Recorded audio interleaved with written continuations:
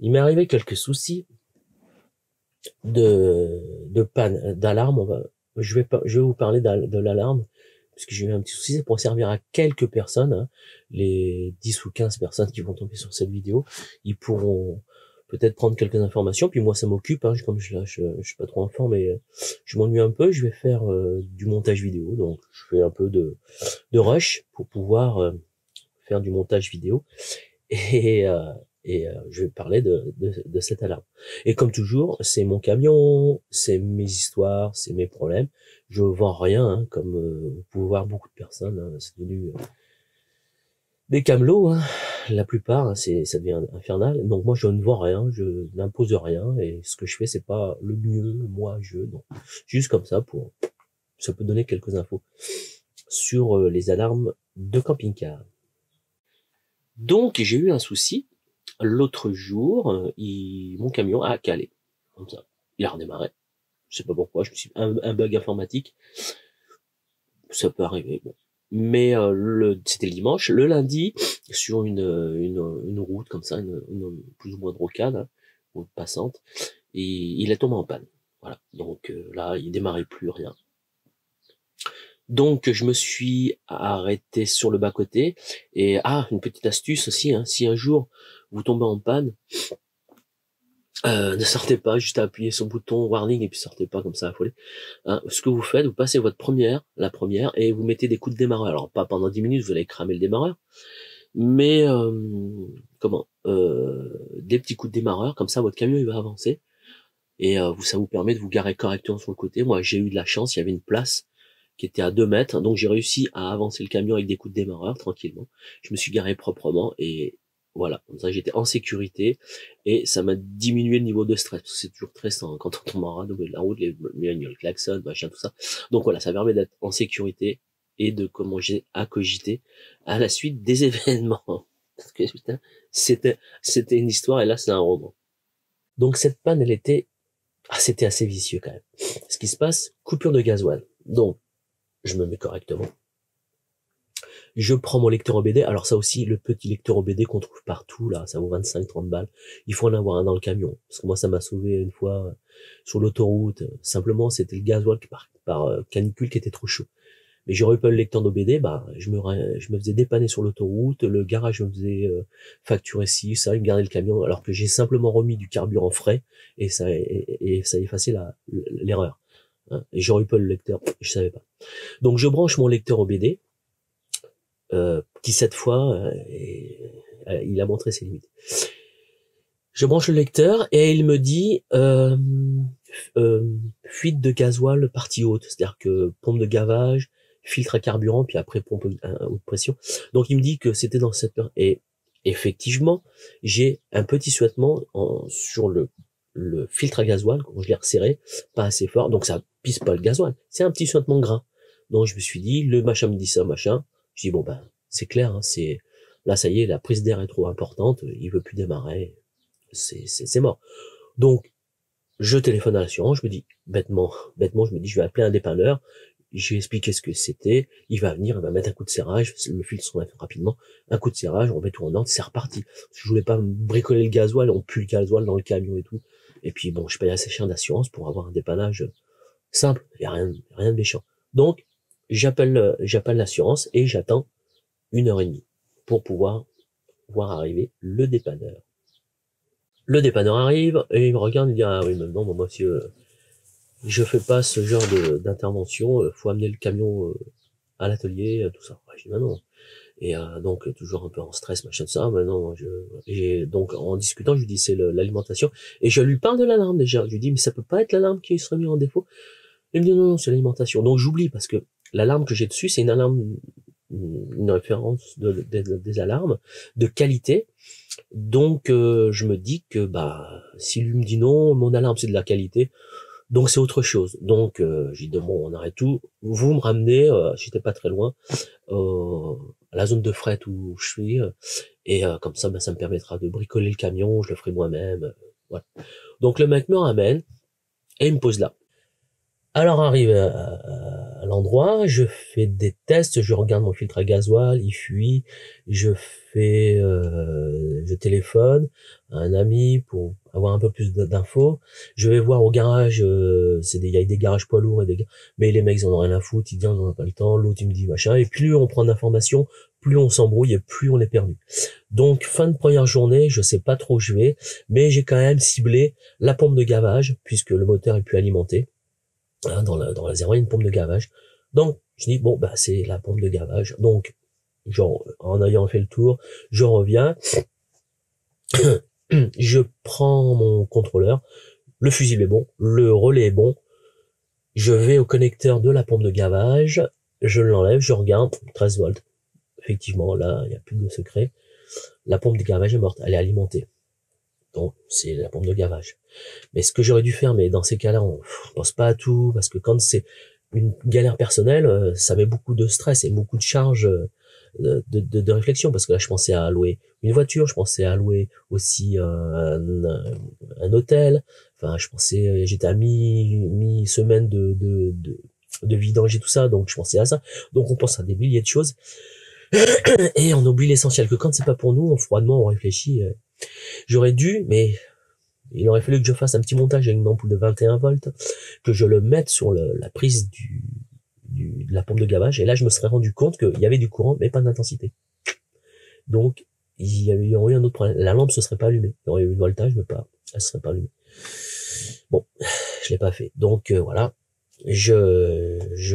Pour la soirée, je ferme tout. C'est la pompe de gavage. C'est joué. Pour moi, c'est joué. Je commande une pompe de gavage que je reçois 24 heures plus tard. Et je vais la chercher en vélo. Et je rentre, content. En ayant acheté aussi sur Amazon l'appareil exprès pour dévisser les bouchons, parce qu'à chaque fois on pète tout et tout ça. Donc j'ai acheté le truc du bouchon, j'ai même acheté l'appareil pour démonter et remonter les filtres à gasoil proprement. Bref, j'avais tout mon outillage, j'étais clair. Je viens dans le camion, je démonte la pompe de gasoil ancienne maintenant, hein, forcément, qui a 110 000 à peine.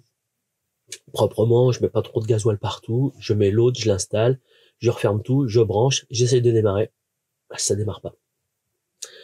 Donc là, problème, il faut revoir tout à zéro. Alors là, ce mystère. Donc je commence à partir un peu dans tous les sens. Je dis bon, faut remettre tout à zéro. Je remets tout à plat et je me dis qu'est-ce qui se passe? Le moteur n'est plus alimenté. Apparemment, il y a du gasoil parce que les fois d'avant, il avait réussi à redémarrer. Il redémarrait pas, ça va. Donc je me dis là, mais il y a un truc bizarre. C'est une coupure moteur. Coupure moteur, peut-être l'alarme. Mais non, mon alarme, c'est une alarme performante. Ça fait 6 ans que je l'ai, elle a jamais déconné, elle marche très bien. C'est une référence dans les alarmes. Mais malgré tout, c'est facile à démonter sur le côté. J'enlève le panneau pour regarder l'alarme. Et là, je regarde et je trouve ça. Donc là, effectivement, hein, l'alarme, elle est en cause. Donc là, c'est réglé, hein. Je sais que c'est ça. Maintenant, soulagement. Malgré que je me suis mis 250 balles d'une pompe de gavage. Bon, elle est neuve, c'est une Bosch. Elle est neuve. Là, je suis tranquille pour un moment. Mais bon, là, maintenant, c'est l'alarme. Donc, voilà, il n'y a plus qu'à faire la réparation. Donc, ce qui s'est passé en analysant un peu, on voit bien que le contact, un des deux contacts, dans la coupure, il a chauffé. Ce qui se passe hein, dans les connecteurs comme ça, là, les mecs sont pas pris la tête, un bureau d'études, ils ont dit il faut un 26 points. Ils ont pris un connecteur dans le catalogue, ils ont regardé, ah, mon connecteur 26 points, il supporte 2 ampères, c'est parfait. Parce que tous les autres fils, c'est clignotant, c'est klaxon, c'est multiplexage, enfin c'est plein de choses. Il y a que les 2 fils de coupure moteur qui doivent avoir un peu plus d'intensité. Donc peut-être ils sont à 2,5. Et les autres font 2 ampères. Donc ils ont regardé 2,5, allez ça passe. Donc ils ont tout mis avec un connecteur et des petits contacts micromolex là qui tiennent à peine 2 ampères. Alors que dans le câblage aéro où je suis, vous avez des connecteurs circulaires, gros comme ça, et à l'intérieur souvent, s'il y a plus d'intensité sur des câbles et tout ça qui sont de gauche supérieure comme cela, ils mettent des contacts plus gros. Donc vous avez des petits contacts et dans le même connecteur des gros contacts. Ce qu'il aurait dû y avoir là. Mais les mecs, ça engage des frais supplémentaires, ça engage du sertissage. Donc les mecs se prennent pas la tête. Hein. C'est de la standardisation. Allez, tout en petit contact et à 2 ampères, même si l'autre est un peu plus, les 2 fils sont un peu puissants. D'où le résultat. À la longue, ça chauffe, ça chauffe, ça chauffe. Et c'est exponentiel. Plus ça chauffe, plus le contact se fait mal. Plus le contact se fait mal, plus ça chauffe. Et puis ainsi de suite. Et ça se met à cramer. Et puis voilà. Et le résultat. J'ai donc démonté le bazar. Une fois que j'ai vu ça, hein, j'ai coupé. C'est de la réparation de traveler. Hein. Normalement, ça se fait pas comme ça. Il faut des sertires. Si on veut faire ça correctement, enfin, comme ça doit être fait. Mais là, non, je peux pas. Donc, j'ai été chercher deux connecteurs Vago qui tiennent 600 volts et 30 ampères. Hein. J'ai coupé les deux fils. J'ai viré l'autre, il est mort. Donc ça. Le deuxième du connecteur, donc je l'ai viré aussi parce que est-ce que ça allait pas recommencer sur ce côté-là, puisque c'est une coupure, hein, c'est un interrupteur, coupure moteur. Je l'ai viré, j'ai percé. J'ai brasé deux fils, alors tant bien que mal, parce que j'ai un fer à souder à gaz. Donc, et puis quand on chauffe, le connecteur il fond, c'est plastique. C'était compliqué, donc c'est pas très joli, mais au moins c'est électriquement c'est fonctionnel et là ça tiendra la charge. Et j'ai mis de la thermo, et comme ça quand je veux mettre mon connecteur, je passe les deux fils au travers, je branche mon connecteur, donc ça me sauve l'alarme, et au bout, je mets les deux Vago sur les fils, et au moins là c'est sûr que c'est une connexion qui tiendra 30 ampères, et là il y aura plus de soucis de ce côté-là. Donc ce que je vous conseille, c'est si un jour vous faites monter une alarme, participez au montage, même si ça vous intéresse pas, même si vous comprenez rien,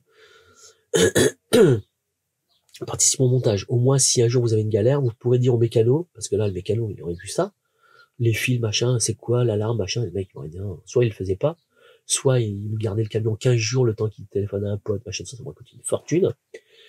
Que si vous connaissez un peu votre camion, vous avez participé, vous savez où est déjà placée l'alarme, vous savez ce qu'il y en est plus ou moins, et vous pourrez orienter le gars, si un jour il y a un souci, sur une piste et qu'il perde moins de temps. Quoi. Parce que ce qui se passe là, ça aurait été une folie. Donc comme c'est moi qui l'ai monté, je savais, j'ai les schémas et tout ça, j'ai réglé le problème dans un premier temps temporaire avec un domino en 2 minutes, et puis voilà quoi. Et tant qu'à acheter une alarme, autant acheter une alarme de qualité, hein, ça la vaut 300 balles. Et parce que les armes, il y en a des moins chères, mais alors là c'est même pas la peine, vous l'avez. Le camion va galérer, machin, tout ça. Et c'est un truc que je comprends pas. Ils se baladent tous avec des vélos électriques, des machins, des fortunes, et quand je leur dis vous avez pas d'alarme, non, moi j'ai pas besoin, je mets des bouts de bois, des ficelles, des machins. Ouais, mais quand on se fait braquer le camion, c'est quand on s'arrête dans un village pour aller acheter le pain, il est 19h, on va chercher le pain, on ferme pas les trucs avec les bouts de bois, les ficelles, les boulons, les ressorts, les machins, parce que il y a des espèces d'industrie et ça sert à rien, les mecs, s'ils veulent. Donc là, les mecs qui ont des systèmes comme ça, là, ils pensent fiables, ben, ça vaut rien, parce que le mec, il va à la boulangerie, hein, comme ça arrive souvent, dans un petit village, on s'arrête, pas forcément devant, à 30 mètres, on va pas mettre une demi-heure à tout bricoler pour fermer le camion.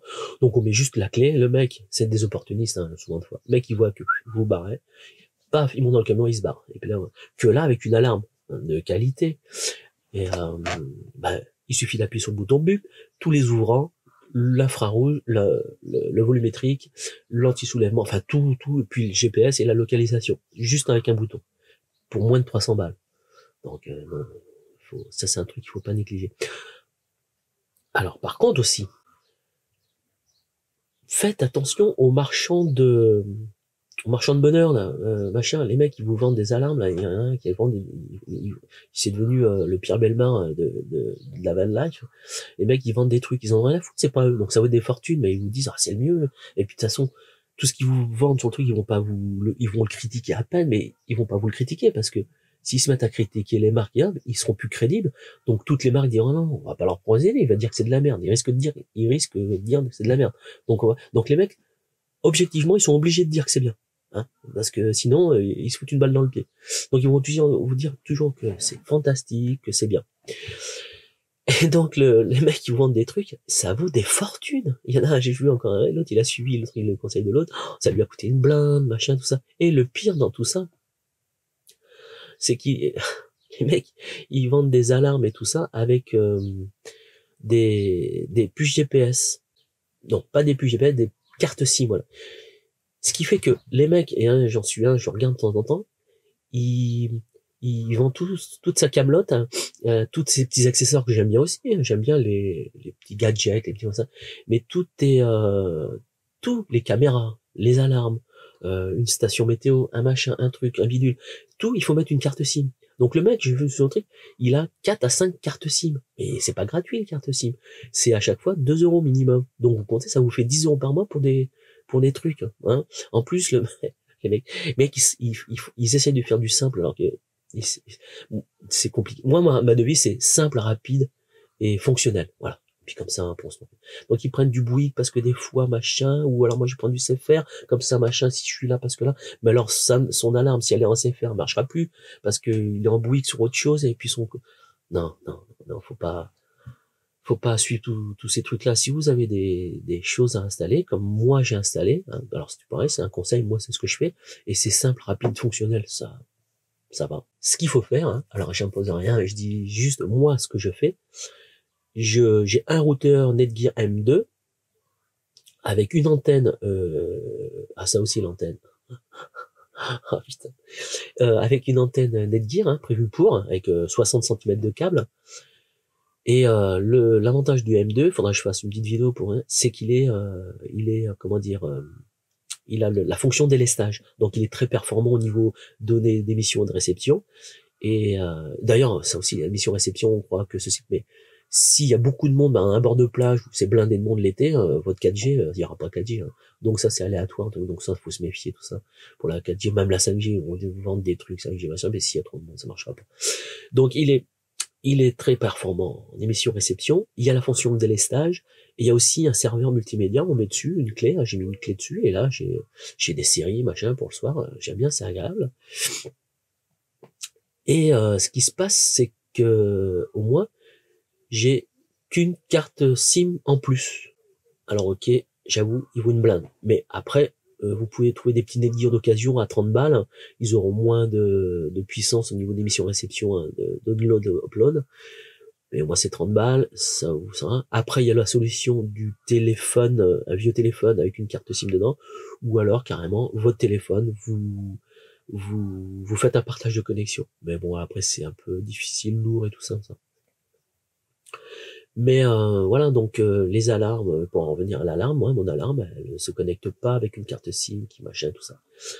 Tous mes accessoires, tous mes périphériques se connectent sur le M2, qui lui se connecte à la 4G, voilà, avec les données. Donc j'ai un forfait 100 euros, 100 gigas sur mon téléphone, j'ai 90 gigas, donc ça me fait 2 forfaits. Bon, ça c'est moi qui le veux, hein. Je pourrais diminuer, mais bon, ça fonctionne bien comme ça.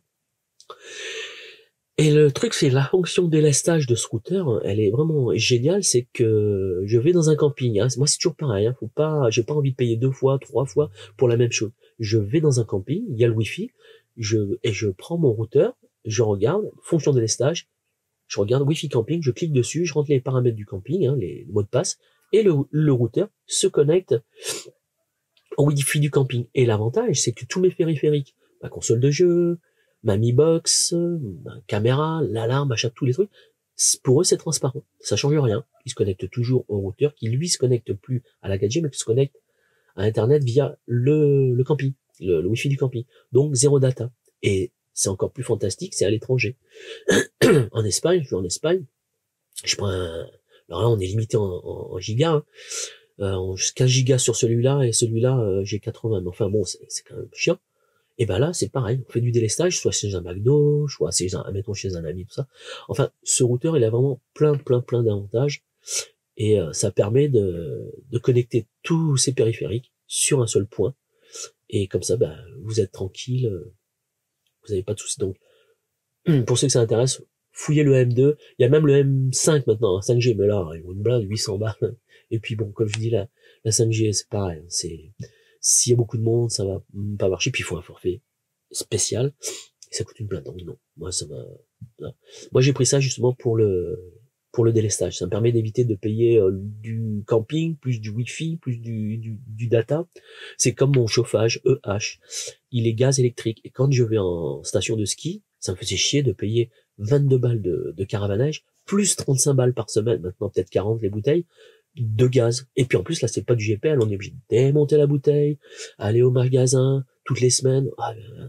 Quand je les vois faire, que là, maintenant, avec mon EH, je me connecte, boum, je fous le 220, ça ventile de l'air chaud partout, donc le camion est bien chaud, et j'économise 35 balles par semaine, que les autres, je les voyais traîner en bétail toutes les semaines. Je leur dis, ah oui, mais c'est cher, c'est cher. Enfin, moi qui fais beaucoup de montagne, en 2 ans, je l'ai amorti, machin.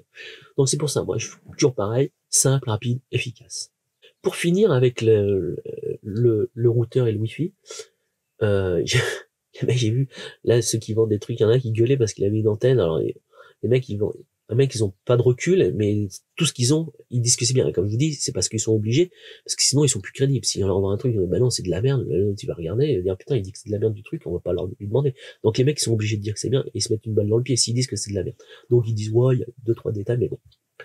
C'est une antenne extérieure. Mais c'est inserviable.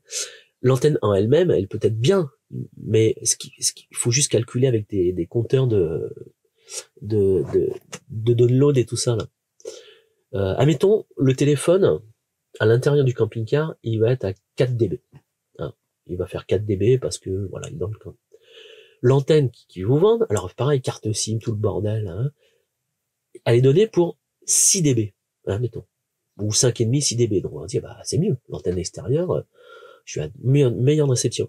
Le problème, ce qu'il faut voir, c'est que alors déjà, il faut mettre des ventouses, des fils de fer, des machins, sortir, rentrer, enfin, c'est une catastrophe.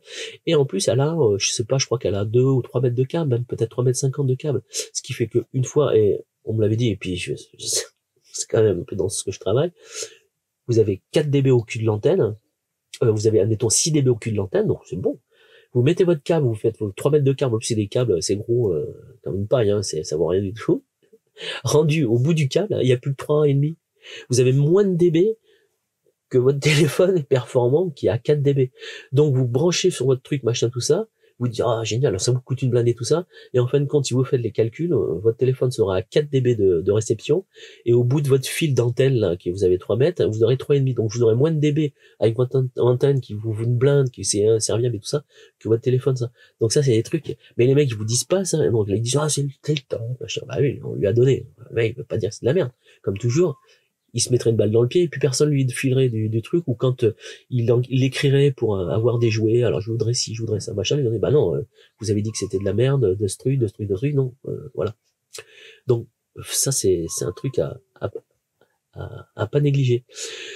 Donc c'est pour ça que moi j'ai fait la solution, mais c'est ma solution. Après ça vaut ce que ça vaut, et moi je vends rien du tout, hein. Il y a que 15 personnes qui regardent à chaque fois mes vidéos, donc donc c'est aucune importance. Donc j'ai pris ce routeur M2, hein, que je vous ai montré. J'ai acheté l'antenne de chez Netgear. Ce qui est étonnant, c'est que les ingénieurs de chez Netgear, ils ont pas mis 4 mètres de câble, ils ont juste mis moins d'1 mètre de câble. C'est étonnant quand même. Bon, bref. C'est une antenne directionnelle, donc ce que je fais, si un jour je suis dans une panne, pas que ça reçoit pas bien. Le routeur, il est sur batterie, il peut tenir 17 heures, donc je le prends, je le mets en haut, là, comme ça. Donc 17 heures, vous avez le temps de voir. J'ouvre l'application GSM, donc avec l'application GSM, vous êtes géolocalisé, vous voyez toutes les antennes qu'il y a autour. Donc moi c'est Orange, hein, Soch. Donc je vois qu'elle est là-bas. Donc je prends mon antenne Netgear, qui est directionnelle. J'ouvre le lanterneau, je la pose sur un petit support, je l'oriente en direction de l'antenne relais, puisque c'est mon antenne Netgear est directionnelle, donc elle a une bonne réception. Et puis bah voilà, c'est parfait, c'est simple, rapide, efficace. Et j'ai pas détruit des câbles et tout machin. Et ça fonctionne du tonnerre. Et ça vous évite d'acheter des trucs, des machins qui fonctionnent pas et tout ça. Donc voilà, c'était mon petit retour sur le problème de ma panne d'alarme. Ça m'a amené sur le Netgear M2. Ce qui serait bien, c'est que les fabricants de camping-car commencent à penser un peu comme les maisons, parce que maintenant tout le monde veut être, c'est malheureux, mais tout le monde veut être dans son camping-car comme à la maison, puisqu'ils veulent tous du 220, des micro-ondes, des machins, des trucs. Bon, bah alors, allez jusqu'au bout du truc, et arrêtez de faire des systèmes pour camping-car comme Truma, franchement, Truma. Le système, ils ont sorti une belle tablette, là, pour un panneau d'affichage. Bon, c'est gadget, hein. Mais c'est génial, c'est tactile, machin, des belles couleurs et tout ça. Donc je me suis dit, oh bah tiens, j'ai bien envie de changer. Super truc là. Problème, c'est qu'il faut encore la eNetBox. La eNetBox, elle a déjà 5 ans pour l'ancien modèle, pour l'ancienne version du truc. Et elle marche avec quoi? Je vous le dis dans le mille. Eh ben, carte SIM, protocole SMS. Non, mais t'en connais, à l'époque où on est. Tous les périphériques que j'ai et tout ça marchent en Wi-Fi, qui se connectent avec une application par le biais du routeur. Et eux marchent encore. Donc là, j'avais grand espoir que ils se mettent à dire, bon, bah, ils se mettent à jour. Truma va sortir, mettons, un routeur Wi-Fi spécial camping-car. Bon, un truc, ça aurait coûté une blinde, mais voilà. Non, ils ont continué avec leur Netbox. Donc là, il faut encore mettre une carte SIM et qui coûte une blinde et qui machin, et qui c'est pas du tout fonctionnel. Donc voilà, donc c'est n'importe quoi. Alors si un concepteur camping-car tombe sur cette vidéo, ben faites un routeur camping-car comme ça, et vous connectez tous les périphériques par Wi-Fi et par application. Et comme ça, on sera bien. Parce que c'est bien, l'application Truma, on peut voir son gaz, on peut allumer la clim, on peut éteindre la clim, le chauffage, enfin, faire tout un tas de trucs.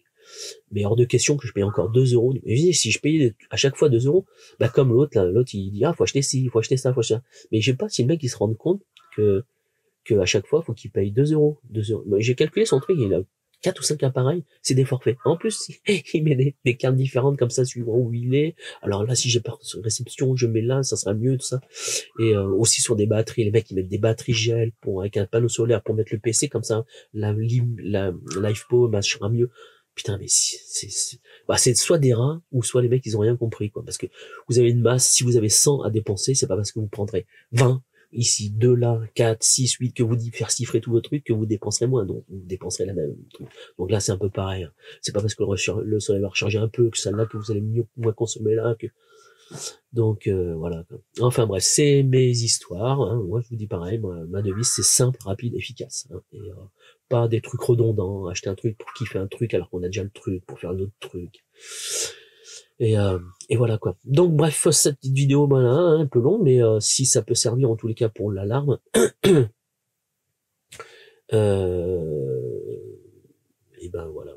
Et comme je dis, mon alarme, je dis pas la marque parce que c'est pas la peine, mais elle n'a jamais déconné. Si une fois où c'était simplement un capteur de porte qui était avec une pile faible. Donc forcément, ça faisait des détails. Mais si j'avais regardé, j'aurais vu le clignotement de la lampe et qui me disait c'est faible, à changer la batterie. Donc voilà, donc comme toujours, hein, vous faites pas influencer par n'importe qui, n'importe quoi. Réfléchissez par vous-même et puis voilà quoi. Vous serez moins des gogos et vous serez un peu plus un peu moins je sais pas quoi, mais faites gaffe à tout ça. Enfin, faites gaffe. Il y a des choses plus graves dans la vie, mais bon, c'est toujours chiant quand on se fait arnaquer, qu'on achète un truc et qu'en fin de compte c'est un mec qui en a à foutre, c'est juste juste pour le business. Il faut croire que ils se racontent en 6 mois tous des amis, la même communauté, machin, on est des potes, mais par contre n'oubliez pas de filer du pognon, hein, parce que moi j'en ai à foutre de ce que vous faites, c'est juste parce que moi ça me rapporte. Allez, j'arrête, on verra la prochaine fois sur les vélos électriques. Oh. Oh, les vélos électriques, oh, camping-car en plus. Non, une prochaine fois, ça va être trop, parce que c'est simplement qu'ils ont inventé un véhicule polluant à partir d'un véhicule non polluant. Par définition, le vélo électrique, il est non polluant, hein. Impact carbone, le mien, il est vieux et de troisième main, donc 0. Et ben, ils ont réussi de nous faire un truc polluant. Et ils font acheter des trucs polluants à des gens. Et ce qui me fait halluciner, c'est que les gens disent, oh, c'est génial, on a l'impression de pas pédaler. Bref, je ferai une autre vidéo là-dessus, parce que ça me pète bien. Et ça me gonfle, et je me dis que là, l'écologie et tout ça, on n'en peut plus, c'est fini, on ne s'en sortira pas quand je vois toutes ces conneries. Oh,